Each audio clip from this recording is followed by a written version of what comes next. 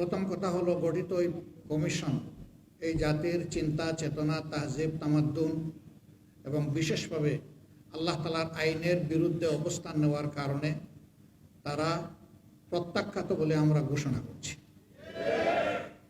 এরা সমাজের বিপর্যয়ের জন্য এই প্রস্তাবনাগুলো এনেছে। এই জন্য আবারও বলি, এ টু জেড আমরা এই কমিশনই মানি না। কিসেরও তার আবার রিপোর্ট? কমিশন থাকলে রিপোর্ট হবে। এ দেশের বেশিরভাগ মানুষের ইমান, আকিদা, তাহজিব, তামাদ্দুনের উপরে যারা বিশ্বাস রাখেন তাদেরকে বাদ দিয়ে নয়, তাদেরকে প্রাধান্য দিয়েই কমিশন গঠন করতে হবে। আলহামদুলিল্লাহ রাব্বিল আলামিন, ওয়াসসালাতু ওয়াসসালামু আলা রাসূলিহিল কারীম ওয়া আলা আলিহি ওয়া সাহবিহি ওয়া আহলি বাইতি আজমাইন, আম্মা বা'দ। জাতীয় উলামা মাশায়েখ আইম্মা পরিষদ কর্তৃক আয়োজিত আজকের এই অতি গুরুত্বপূর্ণ সেমিনারের সম্মানিত সভাপতি, আইম্মা পরিষদের সম্মানিত সভাপতি, মঞ্চে বসা সকল দ্বীনি, রাজনৈতিক, সামাজিক সংগঠনের সম্মানিত গুরুত্বপূর্ণ ব্যক্তি এবং নেতৃবর্গ, আজকের এই আয়োজনে উপস্থিত কোরআন পাগল সম্মানিত ভাইয়েরা, মিডিয়ার বন্ধুগণ। প্রথম কথা হলো, গঠিত এই কমিশন এই জাতির চিন্তা চেতনা, তাহজিব, তামাদ্দুন এবং বিশেষভাবে আল্লাহ তাআলার আইনের বিরুদ্ধে অবস্থান নেওয়ার কারণে তারা প্রত্যাখ্যাত বলে আমরা ঘোষণা করছি। এদের রিপোর্ট বাতিল করার কোনো ব্যাপার নাই, এদেরকেই আগে প্রত্যাখ্যান করতে হবে। এরা প্রত্যাখ্যাত হলে এদের রিপোর্টও শেষ। 2 নম্বর, আমাদেরকে একটু ভাবতে হবে, আমাদেরকে কোন দিকে নিয়ে যাওয়ার জন্য জোর করে চেষ্টা করা হচ্ছে। আমাদের শিশুকালে আমরা দেখেছি আমাদের শিক্ষাদান শুরু হতো মক্তবের পাঠ দিয়ে। সকালবেলা মক্তবে যেতাম, ওখান থেকে আসার পরে গোসল করে মা কাপড় পরিয়ে বই হাতে ধরিয়ে স্কুলে পাঠিয়ে দিতেন। এখন খুবই পরিকল্পিতভাবে সবাই মক্তবের এই ধারাকে শেষ করে দেওয়া হয়েছে। বাচ্চা ঘুমাচ্ছে, তাকে কাঁধে ফেলে মা স্কুলের দিকে রওনা করেছেন, ওই মক্তবে যাওয়ার ওই সময় এটাই কেড়ে নেওয়া হয়েছে। ইকরা বিস্মি রাব্বিকাল্লাযী খালাক দিয়ে যে শিক্ষা মুসলমানের বাচ্চা শুরু হওয়ার কথা, সেটা অন্য কিছু দিয়ে স্কুলে গিয়ে শুরু হচ্ছে। এই জায়গাটা শেষ করে দেওয়া হয়েছে। সেই প্রজন্মেরই কিছু লোক হয়তো আজকে তারা গোটা নারী সমাজের প্রতিনিধিত্বের কথা বলে সমাজকে বিভ্রান্ত করছেন। তারা কারা? কোরআনের সংস্কারের দাবি নিয়ে আমাদের সামনে এসেছেন।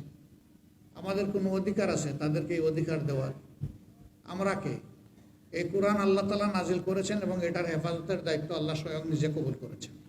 কিয়ামত পর্যন্ত কেউ এখানে কোনো পরিবর্তন আনতে পারবে না। এরা এত দুঃসাহস কিভাবে দেখালো যে বাংলাদেশে কোরআনের আয়াত এরা পরিবর্তন করে ফেলবে? হ্যাঁ, নিশ্চয়ই তাদের পিছনের কোনো শক্তি তাদেরকে উস্কানি দিচ্ছে। কেন এই মুহূর্তে এই উস্কানিটা কেন? এই সরকারের তো এটা এজেন্ডা হওয়ার কথা না। আরও বহু গুরুত্বপূর্ণ বিষয় রয়ে গেছে, ওগুলা বাদ দিয়ে ওগুলা নিয়ে কোনো কুল কিনারা নাই। হঠাৎ করে এটা সামনে নিয়ে আসা কেন? এর মূল কারণ, স্বাধীন বাংলাদেশে 54 বছরে মানুষ যা আশা করেছিল পেয়েছে তার উল্টাটা। এই সমাজকে বিভিন্নভাবে কুড়ে কুড়ে ধ্বংস করা হয়েছে। এখন এদেশের দিনদার ইমানদার যে শক্তিটা জেগে উঠেছে, তাকে নিয়ে মানুষ নতুনভাবে স্বপ্ন দেখা শুরু করেছে। এই জায়গায় ইসলামী শক্তির মুখোমুখি আরেকটা শক্তিকে দাঁড় করিয়ে দেওয়া হচ্ছে, জনগণের দৃষ্টিকে ভিন্ন দিকে প্রবাহিত করার জন্য, নিয়ে যাওয়ার জন্য। অতীতের সকল চক্রান্ত এদেশের মুসলমানরা ঐক্যবদ্ধভাবে প্রতিহত করেছেন। ইনশাআল্লাহ এই চক্রান্ত টিকবে না, এটাও ভেসে যাবে ইনশাআল্লাহ।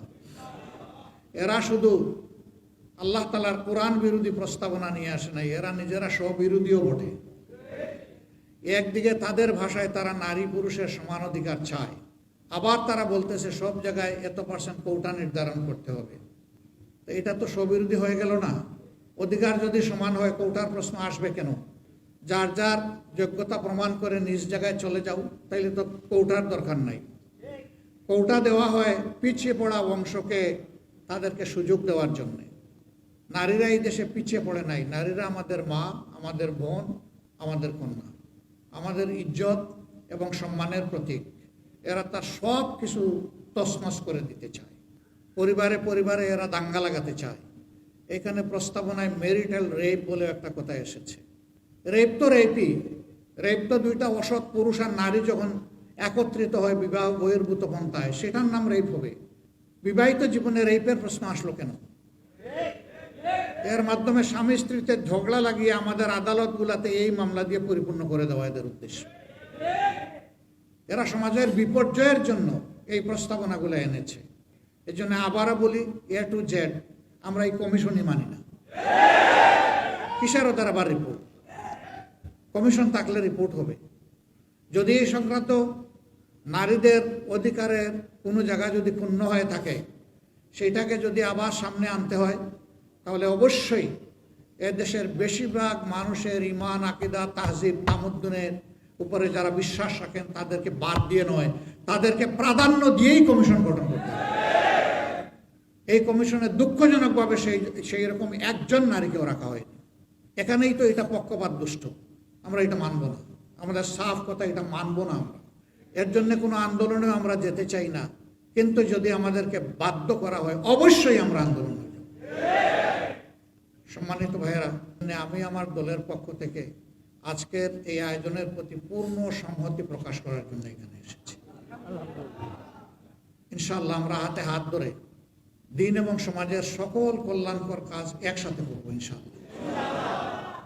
এবং আমরা বার্তা দেব যে আমাদেরকে ভাগ ভাগ টুকরা টুকরা করে তোমরা আমাদের মাথায় আর কাঁঠাল ভেঙে খেতে পারবে না। আল্লাহ তাআলা আমাদেরকে তৌফিক দান করুন।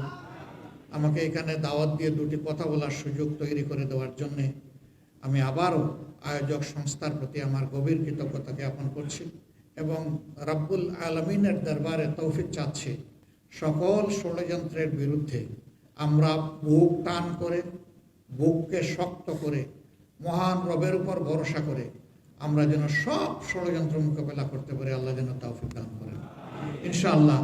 আগামীর বাংলাদেশ হবে ইনসাফের বাংলাদেশ, যার উত্থান ঠেকানোর জন্য আজকে এই সুরসুরে দেওয়া হচ্ছে সেই কোরআনের বাংলাদেশ। সবাইকে ধন্যবাদ। আসসালামু আলাইকুম ওয়া রাহমাতুল্লাহ।